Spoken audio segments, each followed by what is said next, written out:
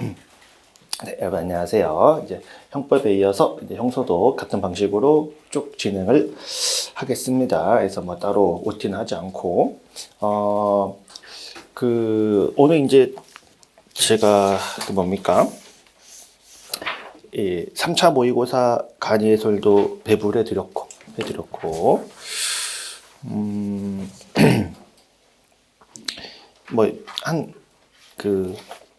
하나 정도 빼고, 우리 최신 팔레트 했거나, 아니면 우리 9월 모의고사 때 그대로 할 거에 대부분 추가가 되어 있습니다. 그래서 이제, 제가 수업 중간중간 필요할 때 좀 할 거고, 이렇게 모의고사보다는 실제 시험이 조금 더 어렵게 나올 것 같아요. 제 생각은 그래요.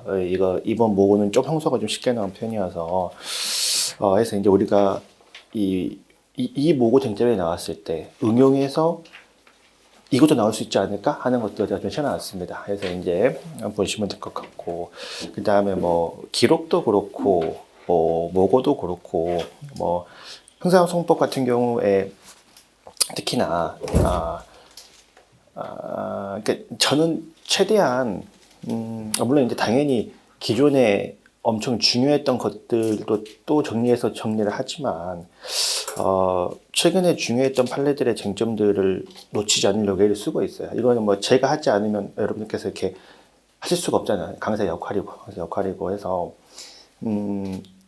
제가 어쨌든 형소는 형법과 좀 더 어려운 게 형법이야 그렇게 통으로 좀 문제를 만들어 버리면 되는데 형소는 100점이면 10점, 15점, 20점 그러니까 문제를 쪼개가지고 계속 만들어야 돼서 훨씬 시간이 많이 걸리더라고요. 근데 제가 만드는 사실관계는 제가 뭐라고 사실관계를 만들겠어요. 제가 오류가 있을 수도 있고 그렇잖아요. 그러면 오류가 없이 가는 가장 좋은 건 뭐겠습니까, 여러분? 판례 그냥 그대로 가는 거예요. 근데 그러면 쉬운 거 아니? 그냥 판례 정리해서 내면 근데 의외로 다른 데를 제가 좀 보면 그러지 못한 경우도 되게 많이 있습니다. 왜 그런지 그냥 제 자랑이에요. 하면 판례가 엄청 복잡해요. 그러니까 판례 원문을 보면요. 제가 이렇게 한 10줄 정도로 정리하려면 판례를 제가 수십 번을 봐야 됩니다. 수십 번까지 오가고. 그래서 엄청 길어요. 엄청 긴 판례 속에 사실관계가 막 퍼져 있기도 하고, 위에 판례 요지만 나와 있고, 본문 들어가야 사실관계가 쭉 나오고, 그래서 막 원심과 대법원의 입장이 막 섞여 있고 막 하니까, 그 작업이 좀 오래 걸리기는 해요. 그래서 사실관계를 좀 이렇게 서너 줄, 대여섯 줄로 정리하는 요 과정이 조금 오히려 그리고 또 이제 사실관계 판례니까 쓸데없는 게 다 들어가기도 할 거고. 근데 우리는 수험자로서, 수험 쪽으로는 요 내용만 들어오면 문제는 되겠다면 그런 거 좀 있잖아요. 그래서 이제 그런 과정이, 그리고 그런 것도 있죠.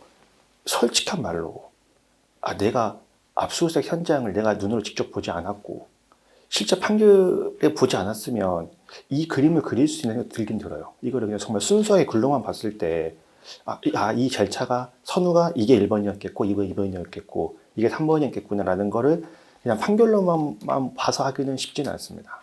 그래서 이제, 그래도, 저는 대학원 과정에서 석박사 하는 것도 아니고, 그래도 그나마 좀 장점이 있다면, 그래도 이제 강사 중에는 가장 좀 그래도 형사 실무를 조금 많이 하고 온 편이다. 최근까지 온 편이다라는 게 조금 이런 건 좀 좋지 않나 싶어요. 해서 제가 하는 것들은 사실관계를 그러니까 판례의 사실관계를 축약하고 제가 쟁점을 넣기 위해서 일부 좀 비튼 정도의 문제들이에요. 그러니까 이제 이 내용을 좀 정리를 하면 제가 늘 얘기하죠.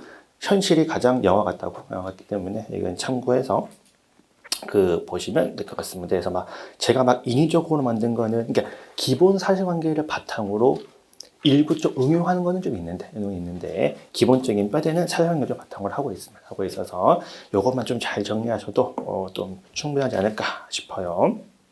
그래서 이제, 하나 좀 보겠습니다. 제 1문 보시면, 이제 이거 이미 제가 저번 주 기록했던 거니까 잘 했을 거라고 믿고요. 여기 이제, 사실 어제도 말씀드렸다시피 아빠가 딸한테 시험지를 빼돌린 혐의로 따지면 갑도 피의자고 을도 피의자고 해서 발부된 영장에 따라서 아무래도 이제 피의자의 딸에 대한 영장인데 뭐 아빠랑 연락 주고 받았겠지 요 생각에 이제 아마 영장은 고등학교 교장실들로 해서 영장이 나왔을 것이고요. 그래서 이제 아버지 갑에게 영장을 제시하고 의리인도가 사용했다. 자, 그럼 이제 제가 이번에 모의고사 체계표 좀 보면 10점짜리여도 아주 세밀하게 3점, 5점, 2점 이렇게 점수형이 되어 있거든요. 4점, 5점 이런 식으로. 그러면 이 일문 문제가 나왔을 때 아마 결론은 안다고 치고 결론은 뭐 위법하다 한다고 치고 우리는 여기서 쟁점을 어떻게 뽑아야 될 거냐를 한번 고민을 해보면 저는 이제 목차는 1번 목차는 2개 2번 목차는 2개 그럼 이제 우리가 우리 뭐 친권자한테 영장을 제시한 것만 가지고는 친권자에게 영장 제시한 것만 가지고는 위법하다라는 결론까지는 안다고 치고 그 전 단계로 필요한 게 있어. 이게 지금 보면 아버지가요 뭐 조금 문제에서 좀 흐릿하긴 한데 소지자 제출자로 봤다라는 거는 이 아빠 갑이 내가 이렇게 낸 거거든. 우리 딸한테 나온 거예요. 제가 낼게요. 해서 이렇게 낸 거란 말이야. 이게 애초에 강제 처분이라고 볼 수 있느냐. 야, 지금 영장은 을한테 나왔는데 갑한테 받아온 거 아니에요. 그럼 을한테 영장 집행을 한 게 아니고 갑한테 임의출 받은 거 아니냐. 라는 게 소소한 쟁점이 될 수는 있어. 수사기관이 우리는 을한테 집행한 게 아니고요. 그냥 갑이 내니까 저희는 그냥 받아온 거예요. 라고 했을 때 수사기관이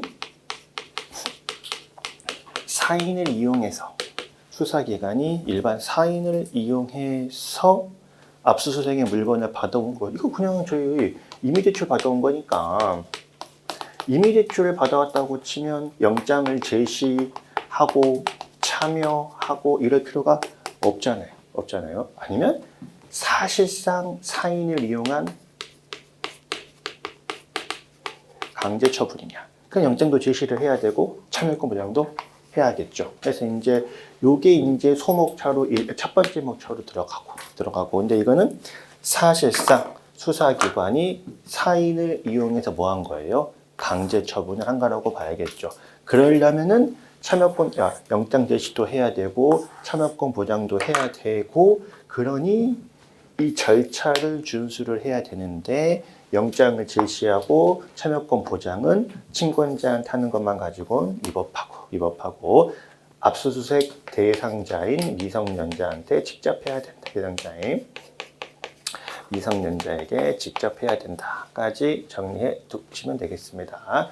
그래서 이제 문제 1번 뭐 형소는 사실 이렇게 막 형법처럼 쟁점을 아냐 모르냐 복잡하지는 않으니까 그래서 이제 이렇게 2번 목차 넘어가시기 전에 이게 그냥 임의 수사로서 진행된 거 아니냐 사실상 개인을 이용한 강제 처분을 한 거냐 요거 한번 좀 적고 들어가면 훨씬 배점이 높지 않을까 싶습니다.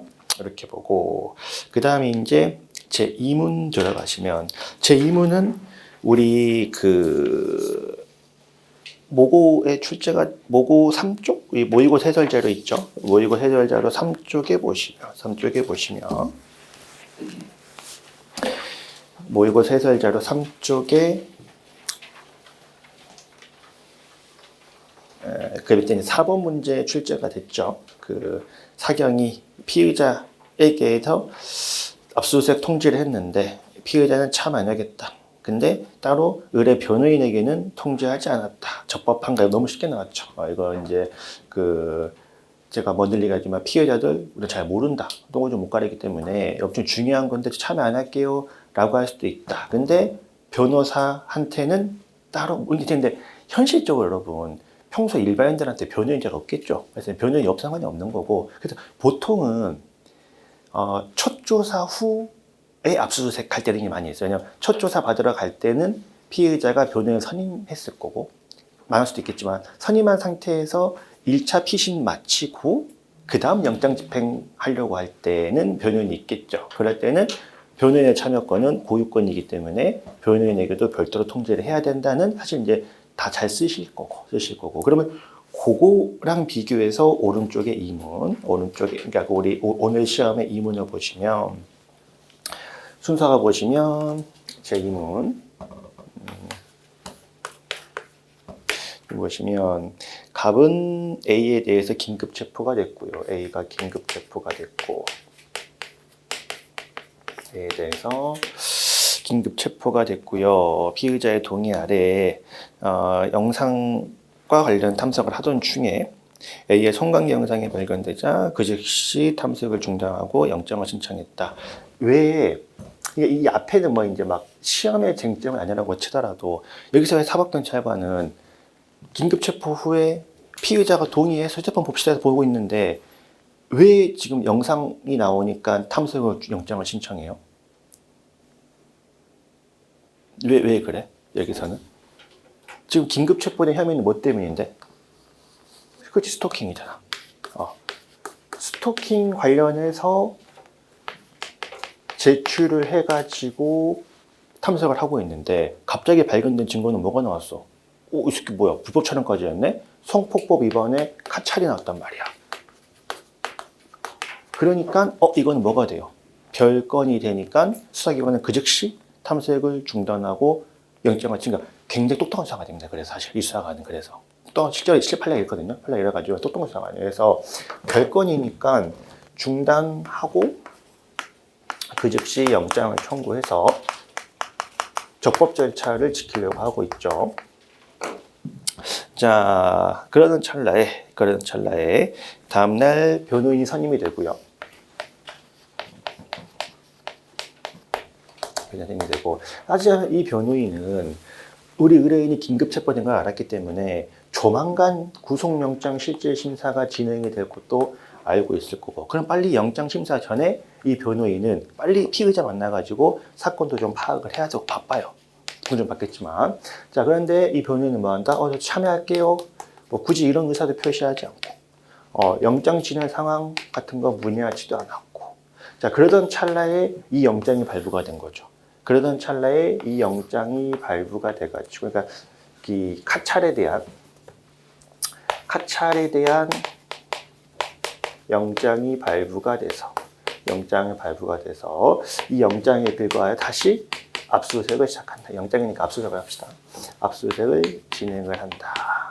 자, 이때 근데 변호인이 참여를 못했다. 변호인이 참여를 안 한 채로 압수수색이 집행이 됐다. 압수수색의 적법성을 논하시오라고 되어 있습니다. 자, 그러면 자 원칙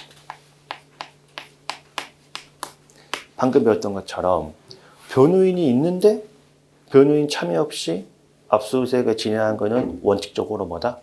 위법하다. 일단 들어가줘야 돼요. 원칙적으로 위법한 변호인이 있는데 변호인 참여 없이 진행을 하는 것은 위법한 압수수색이다. 위법한 압수수색이 된다. 그러나 사안의 경우 자 수사기관은 이 별건에 대한 영장을 집행하는 과정에서 영장주의를 참탈하려고 하는 의도가 전혀 없어요. 적법 절차를 준수하려고 노력했고 문제에서 뭐 피의자도 저 변호인 있으니까 변호인 불러주세요라고 요청을 한 적도 없고 변호인도 제가 혹시 뭔 일 있으면 불러주세요라고 변호인도 요청을 한 적이 없고 그러면 약간 이 세 가지의 사유 이거 이렇게 영장의 적법 절차를 준수하려고 했고 변호인도 문의한 적이 없고 수사받는 피의자도 변호인 불러주세요라고 한 적이 없고 등등 비추어 봤을 때 위법하다는 이유로 영장의 증거 능력을 날리는 것보다 실체적 진실명예라고 공익이 훨씬 더 중요하기 때문에 우리 위수증이 그러니까 위법한 절차여도 예외적으로 뭐예요? 증거 능력을 인정하는 경우가 있을 수 있습니다. 그래서 여기는 예외적으로 뭐가 된다? 증거 능력이 인정이 된다. 예외적으로 증거 능력이 인정이 된다라는 거. 해서 변호인 참여 없었다?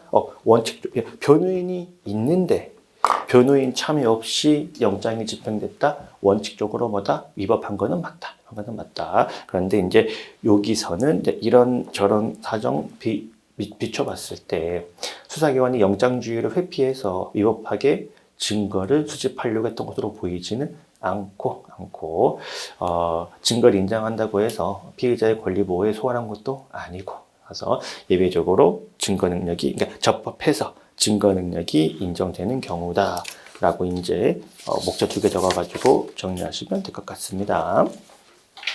이렇게 보고, 자, 또 3번 문제 들어갑시다. 3번 문제 들어갑시다.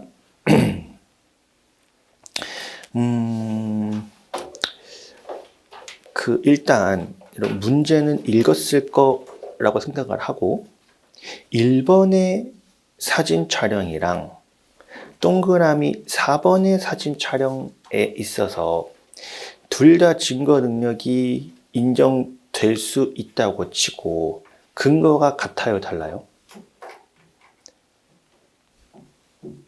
1번의 사진의 증거 능력이 인정되는 근거랑 동그라미 4번의 사진 촬영의 증거 능력이 인정될 수 있는 근거는 같아요, 달라요? 좀 달라요. 사실 1번은 어떤 형사소송법 조문이 있다기보다는 판례가 이러한 경우에 이런 식의 증거 채취를 인정을 해주고 있는 거죠.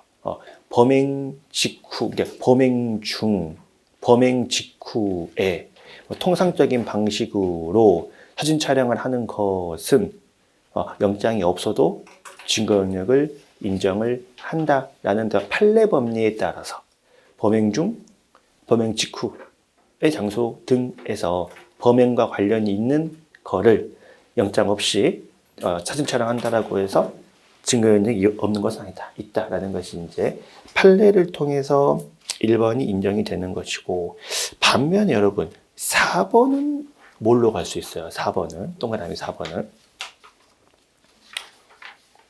자, 4번을 보시면 자, 문제 중에 사법경찰관은 지금 뭐 하고 있습니까?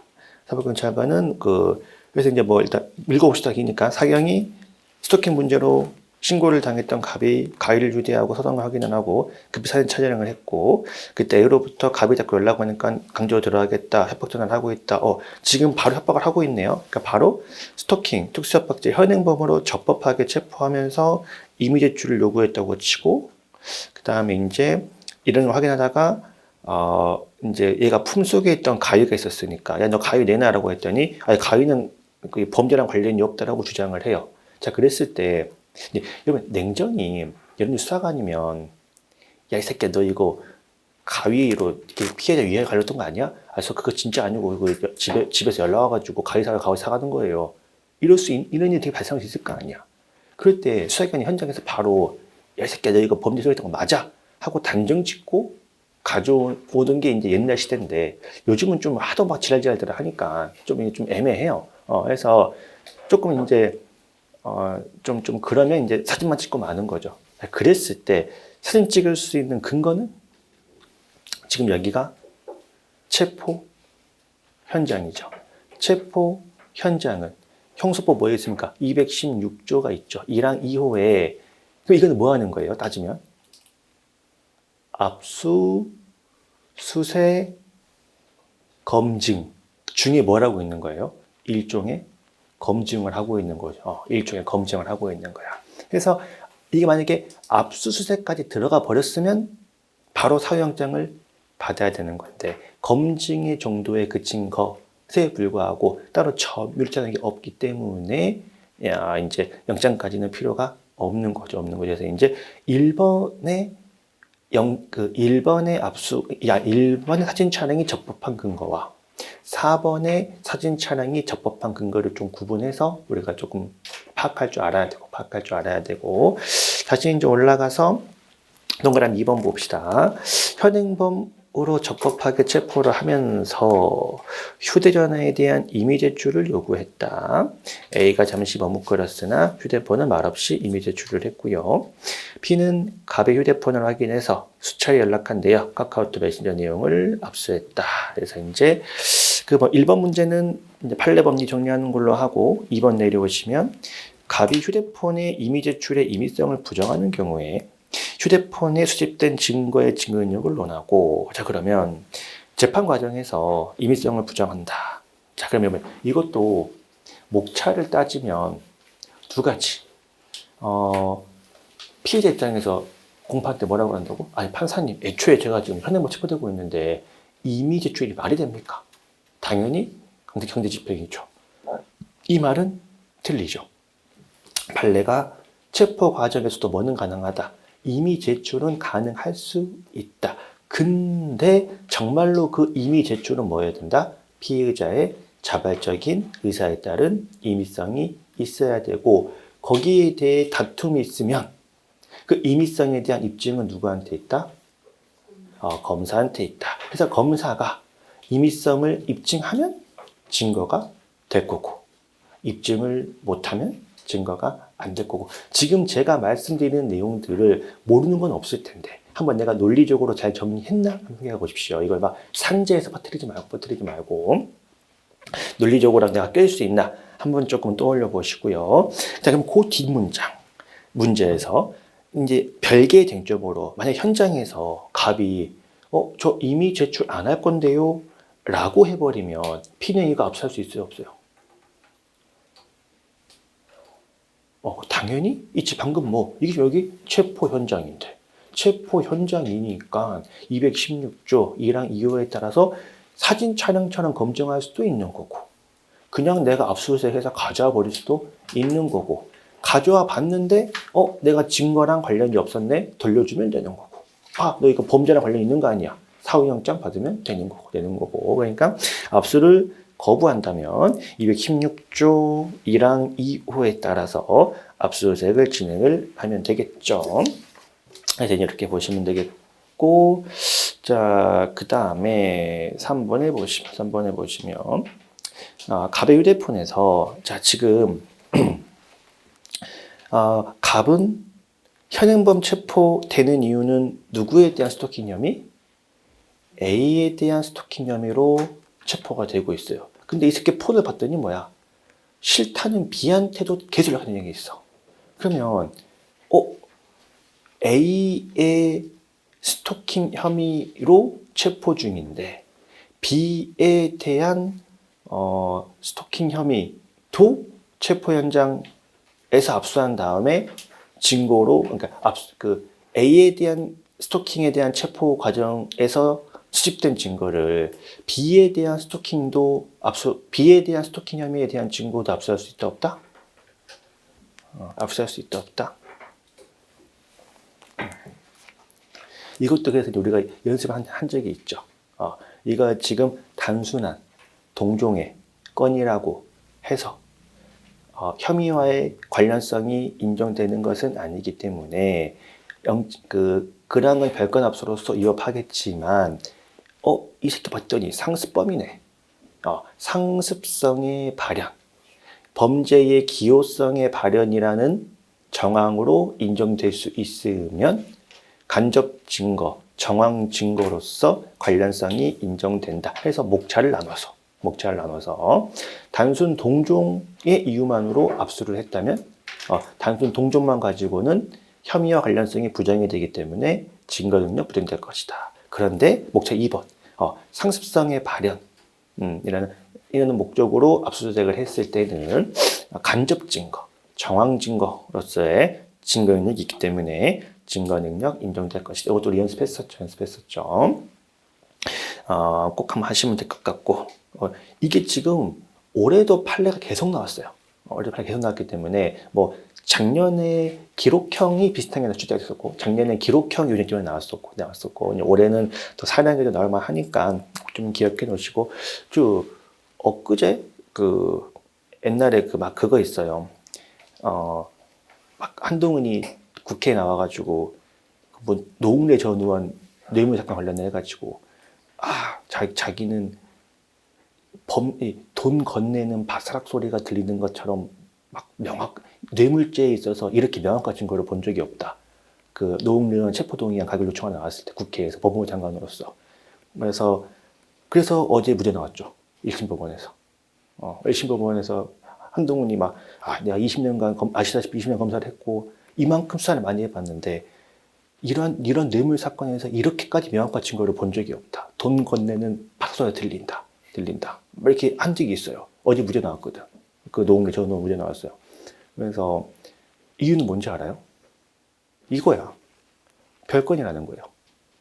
압수수색 과정에서 그 무슨 어떤 사람의 통화 녹취록을 타고 해가지고 수사한 거는 별건 수사한 거 위법하다. 물론 이제 대법원은 가봐야겠습니다만 20년에서는 무죄가 나왔다라고 해서 이 별건 압수는 지금 거의 이제 혼적입니다. 그러니까 과거의 법원이 암묵적으로 묵인해왔던 것들을 지금 막 뒤집는 단계이기 때문에 계속 문제가 될 거예요. 그래서 별건에 대해서는 꼭 좀 기억해 주시고, 그 다음에 아까 지금 4번은 했죠. 이게 이제 체포 현장이니까 압수수색 할 수 있다라고 보시면 되겠고, 그 다음에 이제 5번은 뭡니까? 5번. 5번에 이제 여러분들께서 의외로 좀 놓치는 것 중에 하나가, 조문으로는 118조가 있고요. 118조가 있고, 이걸 219조인가가 준용을 하고 있어요. 이게 219조 맞죠? 219조가 준용을 하고 있는데, 118조는 피고인에 대한 압수수색이고, 219조는 피의자에 대한 압수에 있어서 118조를 준용을 하고 있고요. 여기 조문이 이제 뭡니까? 사본을 교부해라고 되어 있어요. 영장에 대한 사본을 교부해라. 누구일 때? 피고인, 피의자일 때. 그러면 압수수색의 대상은 항상 피의자만 돼요? 제3자도 압수수색을 당할 수 있는 거예요. 피의자와 관련이 없는 제3자도 압수수색을 당할 수 있겠죠. 그럴 때까지는 영장 사본 교부할 필요 없습니다.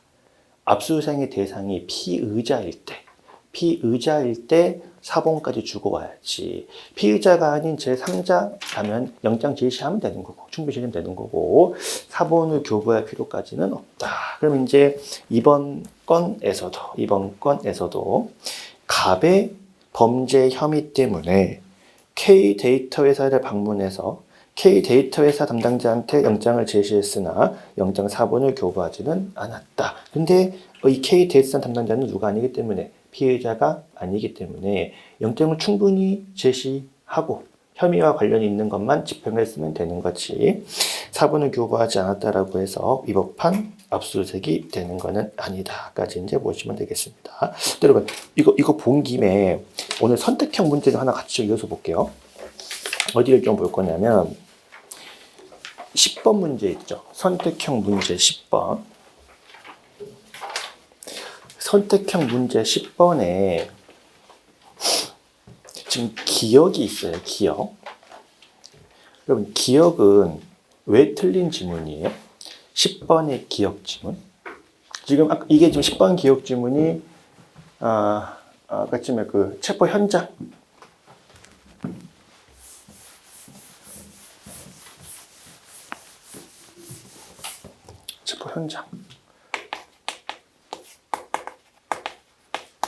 체포 현장에서 압수수색 검증 같은 거 할 수 있는데, 그냥 사진 촬영 정도로 끝내고 따로 점유 등을 취득하지 않으면 당연히 사후 영장도 필요 없겠으나, 그 물건을 내가 직접 압수수색을 해서 점유까지 취득을 하려면 사후 영장이 필요하잖아요. 그럼 기억집은 왜 틀렸어요? 이걸 제가 왜 하냐면, 제가 공부를 할 때도 저는 잘못 알고 있더라고. 이게 기억에 48시간의 영장을 받아야 된다. 아니, 청구하면 되지. 실제로 시험도 그렇게 풀었던 것 같아. 내가 생각을 해보면. 근데 그게 아니에요, 여러분. 그게 아니고, 정확히 따지면 좀 달라요. 이게 지금 이 체포 현장 범죄지는 216조거든요. 216조는요, 사후 영장을 지체 없이 받아도 되어 있어요. 여기 밑에 적용 나왔죠? 48시간 내에 영장을 청구하면 되냐? 그런 것도 아니야. 48시간이라고 기정이 되어 있는 것이 아니라 이 사후 영장을 지체 없이 받아야 된다고 되어 있어요. 선생님, 그럼 저희가 알고 있는 48시간은 뭐예요? 48시간은, 자, 216조나 217조가 우리 시험에 잘 나오잖아요? 사전 영장주의 예로서 217조는 뭐예요? 긴급 체포할 때거든요.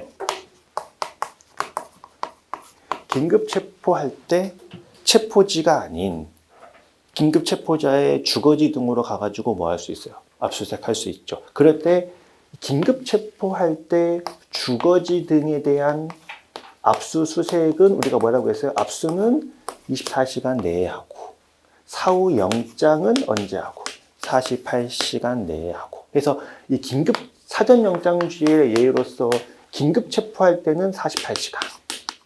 48시간 이렇게 규정이 되어 있고 216조 체포 현장에서 그다음에 범죄지에서 체포하면서 영장 없이 압수했을 때에는 지체 없이 영장을 받아야 된다라고 되어 있고 그 다음에 또 뭐 있습니까? 영장에 의한 체포, 긴급 체포, 현행범 체포를 했을 때도 48시간 체포하고 구속을 청구할 이거 압수수색이죠.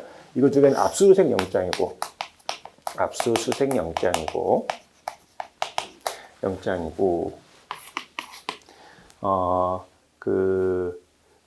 조문이 퍼져 있으니까 긴급체포 200조인가 그럴 거고 그다음에 뭐 체포영장이 200조인가 그럴 거고 그다음에 긴급체포 212조인가요? 그다음에 뭐 쭉 있죠. 해서 체포하고 구속영장을 청구할 때는 조문이 3개가 다 48시간 내에 영장을 청구해야 된다라고 되어 있기 때문에 조금 다르다. 이거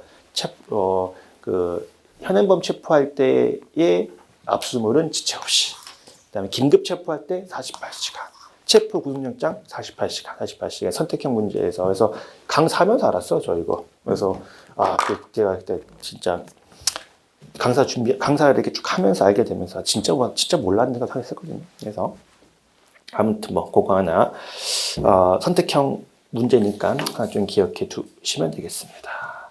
자, 그리고 이제 우리 4번 문제 들어갑시다. 4번 문제.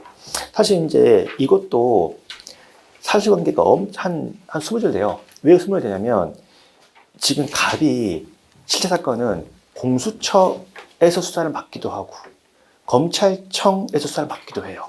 그러니까 지금 얘는 갑은 지금 내 압수수색에 대해서 취소 청구를 하고 싶은데 이거를 공수처에서 한 몇월 며칠 처분인가 검찰청에서 한 처분인가가 잘 모르겠는 거야. 그러니까 이제 뭉뚱그려가지고 야, 내 압수수색 처분 좀 취소해줘 라고 청구를 한 거죠.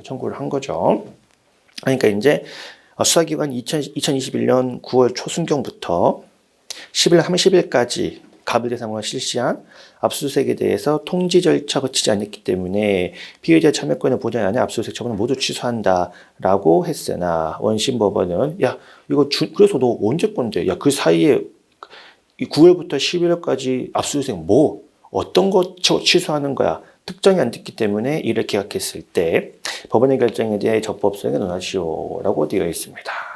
자 그러면 일단 여기는 요즘 약간 이제 다른 시험들을 좀 보면 요걸 좀 내는 선택형이긴 합니다만 요걸 좀 내는 게 있거든. 일단 압수수색에 대한 압수수색에 대한 취소를 구하는 이 절차는 형사소송법상 뭘로 다퉈야 된다? 그치, 준항고로 다퉈야겠죠. 그러면 기본적으로 준항고는 몇 조에 있고요? 417조에 있죠. 417조, 그 다음에 이제 418조 이렇게 하는 건데, 그러면 이 준항고 절차는 일반적인 소송 절차하고 같은 법리가 적용되지 않아요?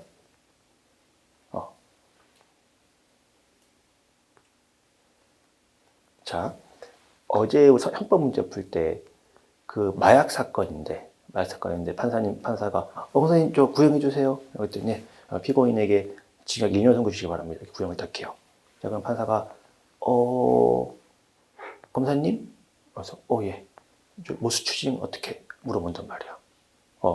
왜? 마약 사건이니까 뭐 해야 돼? 마약건은 분수해야 되거든. 자, 이거 검사가 주장도 안 했잖아.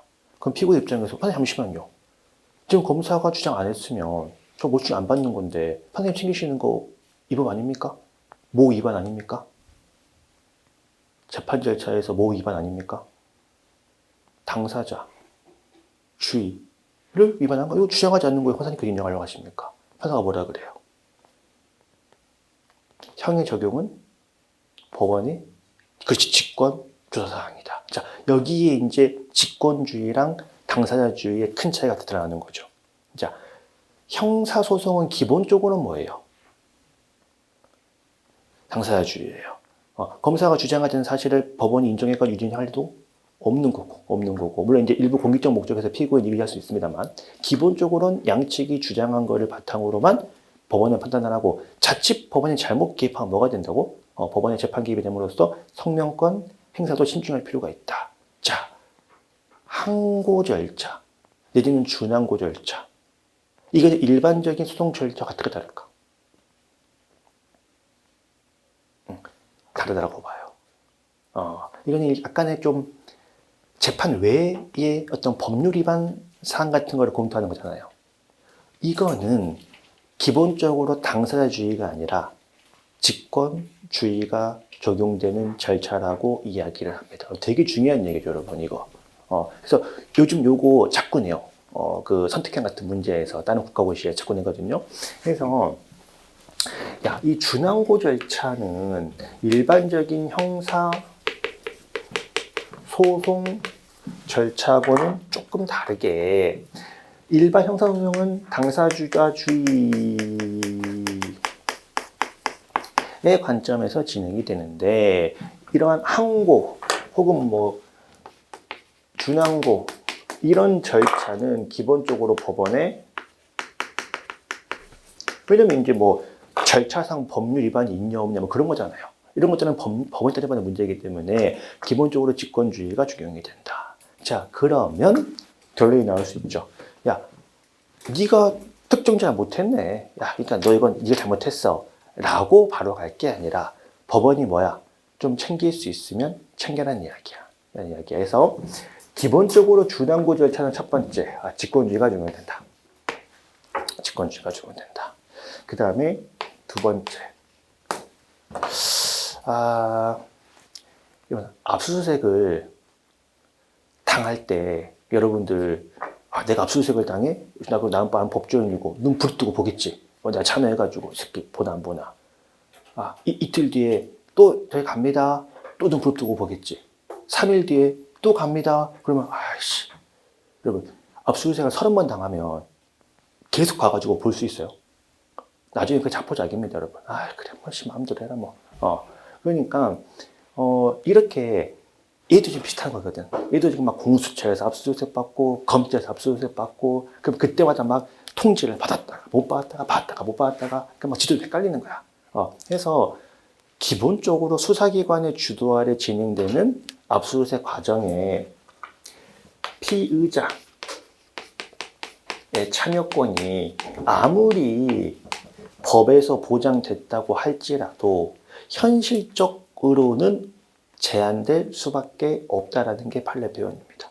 아무리 법률상 보장이 된 거랑 수차례 압수수색을 당했을 때 피의자의 참여권이 매번 여러분 수사기관은 지들 바쁠 때 안 오고 지들 한가할 때 오는 거고 그럼 그때다 피의자는 뭐야? 생각 내던지고 올 수는 없잖아. 그렇기 때문에 참여권은 현실적으로 제한될 수밖에 없다. 왜 이런 얘기를 해요? 피의자가 뭐 하기 어렵겠다. 특정하기 어려울 수도 있겠다. 특정이 어려운 사정이 있을 수도 있겠다. 있을 수도 있겠다. 그런 점을 고려해서 법원은 뭐 해봐라고? 법원은 피의자한테 그러지 말고 이게 지금 이러이러한 과정이 발생한 거니까 네가 이거 다시 한번 특정해 볼래? 라고 특정의 기회를 부여하고 기회를 한번 부여하고 그래도 특정을 못했을 때 뭐 항고를 기각하면 하는 것이지 이러한 과정 없이 곧바로 준항고를 기각하는 것은 위법하다라는 것이 이제 판례 표현입니다. 그래서 이제 여기까지 가기 전에 요거 꼭 한번 좀 기억해 주세요. 이거. 그래서 이제 여기까지 정리해 놓으시면 되겠습니다. 그래서 이제 이렇게 정리하고요. 선택형 조금 보고 싶시다. 10분 보고 싶까요?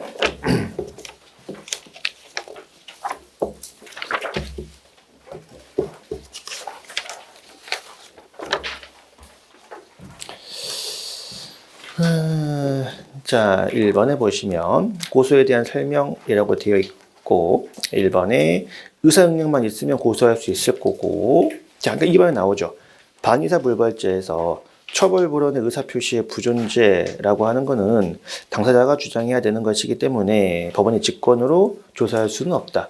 물론 합의서가 들어와 있고 변호사가 있으면 변호사는 당연히 주장하겠죠. 변호사나 판사님 이거는 반의사 불벌죄고 합의서가 제출되었기 때문에 공소기각 판결해 주시기 바랍니다. 라고 주장을 할 텐데 만약에 변호사가 없는 일반 피고인 같은 경우에 개인적으로 합의를 하고 합의서 법안에 냈어요. 그러면 피고인은 뭐라고? 모를 수도 있지.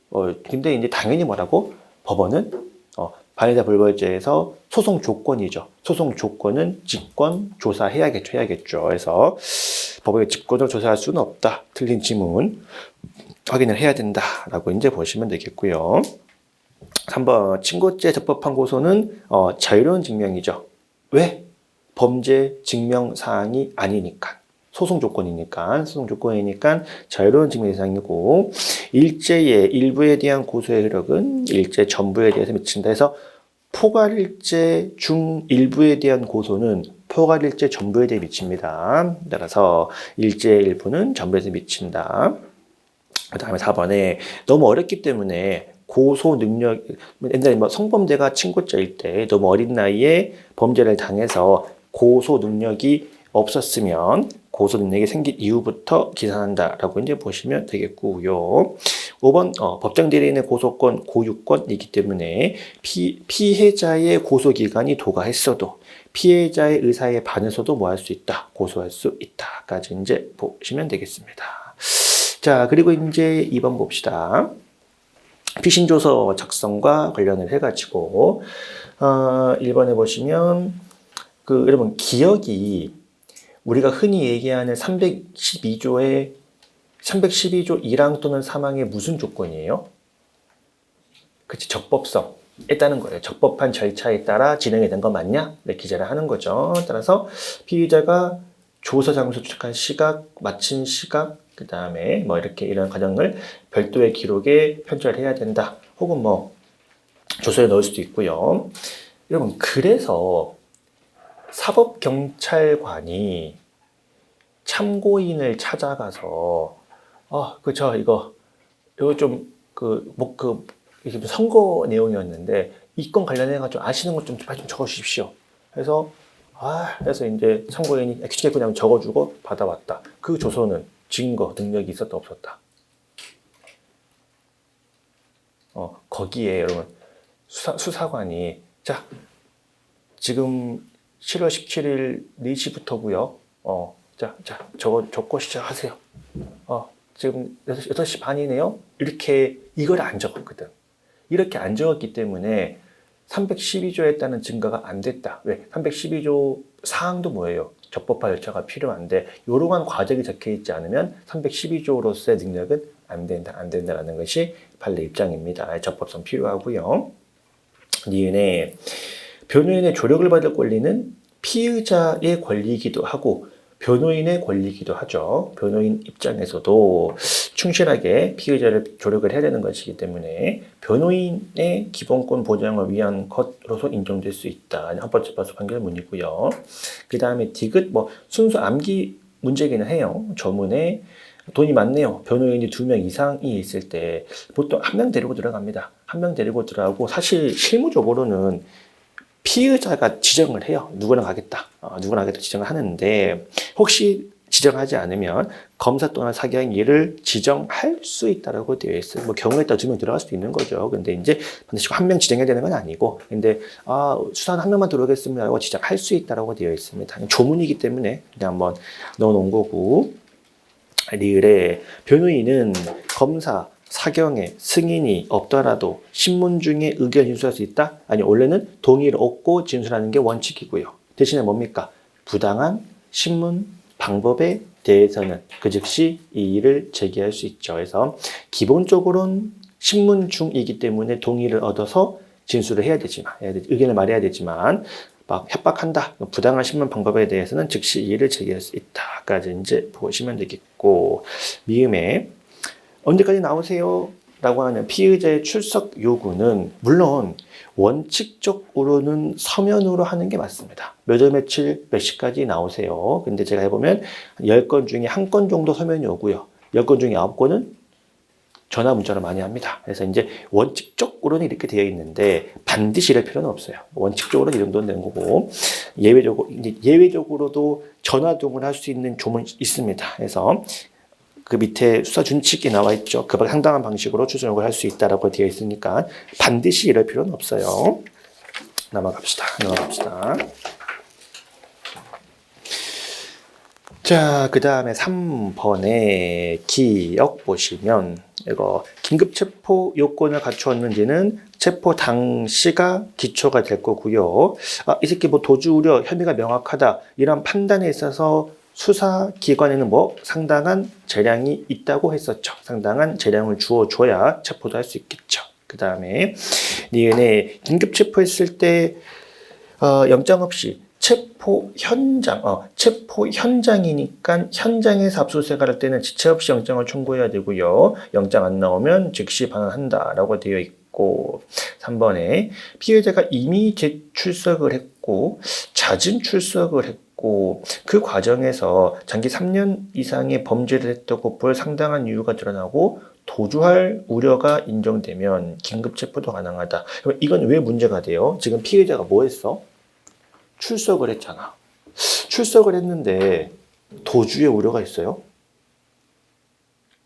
출석을 했는데 이제 그게 좀 문제됐거든요. 근데 이제 얘는 작은 범죄 자수하러 왔다가 수사하다 보니까 큰 범죄가 드러나. 그러니까 얘가 쫄아가지고 나 집에 갈래요 라고 할 때 잡은 거거든. 그러니까 이제 뭐다?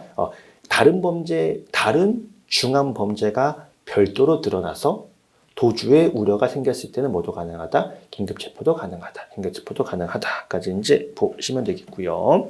그 다음에 리을은 제가 한번 6월 달에 우리 형소 모고 때 한번 낸 적이 있을 겁니다. 형소 모고 때 그 사법경찰관이 긴급 체포한 후에 구속영장을 청구하려고 검사한테, 그냥 당직 검사한테 사건 기록 쫙 들고 와가지고, 검사님 이거 구속영장 좀 청구해 주세요 라고 했으니, 검사도 좀 기록을 봐야겠죠. 기록을 보고 피해 자백했냐고 물어보다가 근데 잠시만, 이 부분은 좀 증거가 좀 부족한 것 같은데 이거 제가 좀 확인 좀 해볼 테니까 피해자 불러봐요 는 안 된다고 했죠.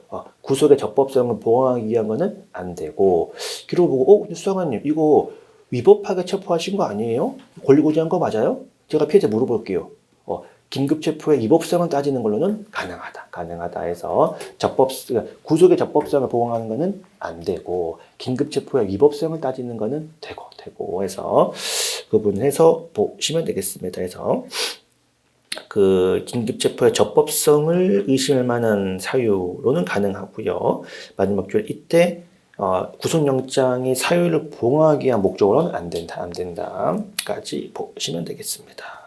자, 그 다음에 이제 4번 봅시다. 기억에 법인 해산 등기 혹은 청산 종결 등기 이전에 법인 업무에 대한 위반 행위가 있을 때, 근데 이제 청산 종결 등기가 된 이후에 수사나 수사 개시, 공소시효가 됐을 때 그것까지도 청산 사무에 포함되기 때문에 보통 이제 청산 업무가 끝나야 종결되겠죠. 근데 수사를 받는 이것도 청산 사무에 포함되냐? 포함되라고 보는 거죠. 그래서 우리 상법적으로 해서 끝났으면 해산한다? 안 되고 수사까지 받고 끝내야 됩니다. 그래서 수사까지 마무리가 돼야 되기 때문에 형사소송법상 당사자 능력도 존속한다라고 보시면 되겠고요.